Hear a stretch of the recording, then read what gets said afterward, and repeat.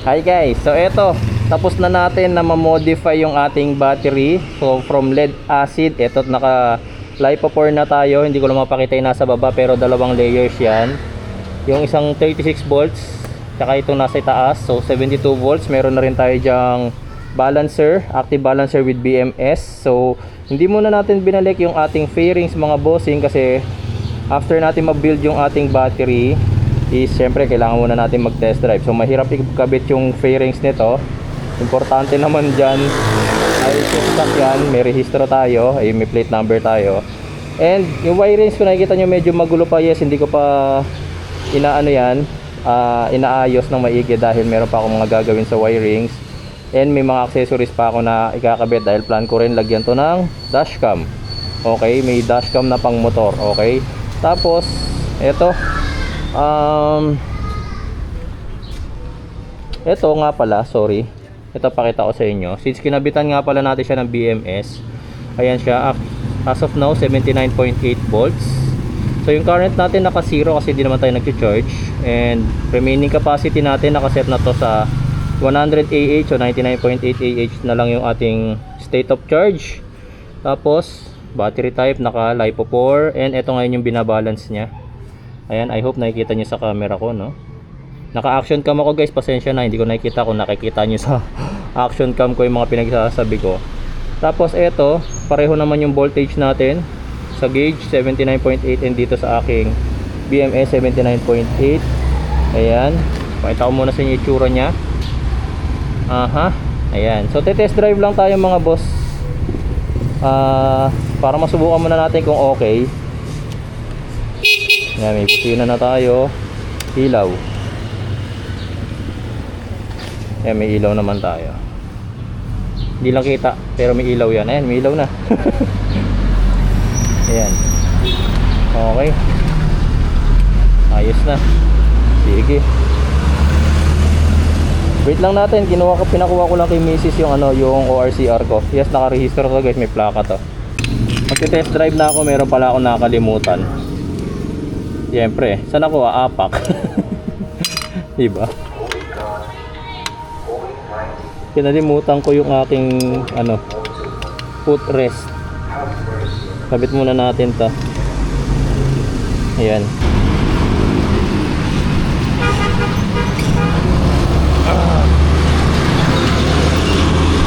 Ito guys, meron tayong problem agad na na-encounter. So kanina habang palabas tayo, bigla namatay yung power niya, pero bumalik din agad, parang nag-glitch lang or something na nag-trip yung power.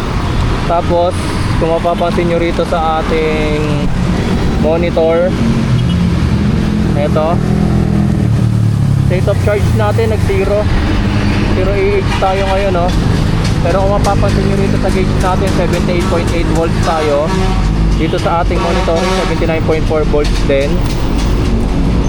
Pero kung titignan natin yung mga cell, may lowest tayo na 3.29, tapos highest natin is 3.3. Ba't kaya bigla nag-0 yung ating state of charge? I don't know kung meron pa akong mga parameters na kailangan baguhin dito, ha. Tignan ko kung may mga parameters akong may mali rito.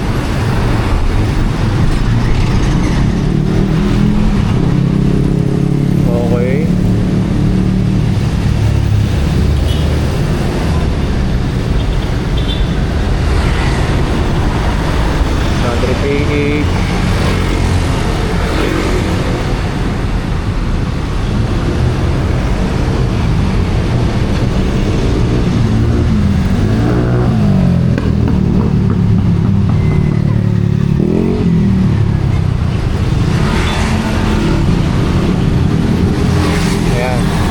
Naka-0 pa rin state of charge natin kanina. So ngayon sineset sa 100. Then check natin. As of now nasa drive mode pa lang ako, ha. Mamaya na ako mag-sports mode.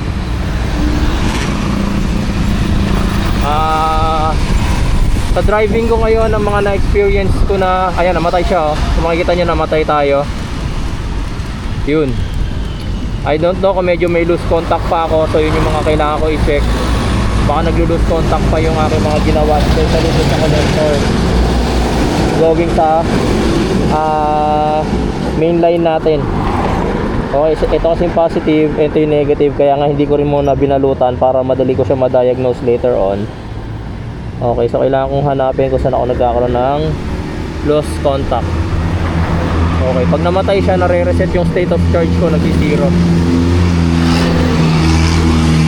Kailangan kong hanapin kung saan ako nagkakaroon ng problema rito mamaya. Pero kahit naka-state of charge tayo na 0, napapaandar natin yung electric bike. Ayan. Saka pansin ko mas magaan siyang gawin ngayon kumpara sa naka-lead acid siya. Mas magaan ngayon tong aking Manta kaysa nung lead acid, kasi nung lead acid to, yung battery pa lang nito mga nasa 70 volts na mabigat. Pero ngayon mas magaan.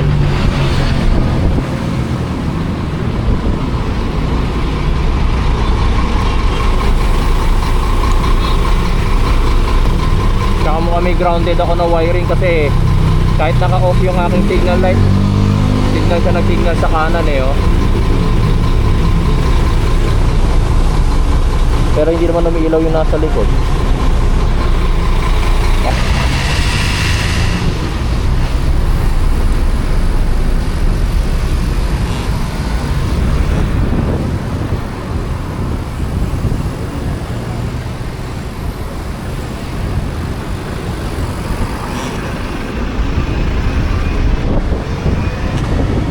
Ayan, namatay na naman siya.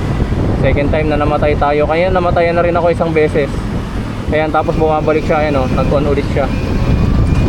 So titignan ko saan ako nagkakaroon ng problema, bigla siya namamatay. Ayan. So kaya hindi ko muna binalik yung fairings guys, kasi syempre meron tayong may experience na problema dyan. Kaya from time to time kakailanganin natin mag-ayos ng wiring, and aalamin ko kung saan ako nagkakaroon ng error.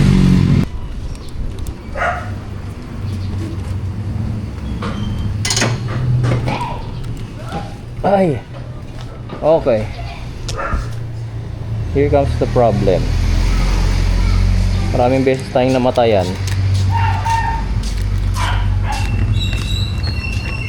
Ano kaya ang problema? Maraming beses na namatay. Ha? Maraming beses namatayan.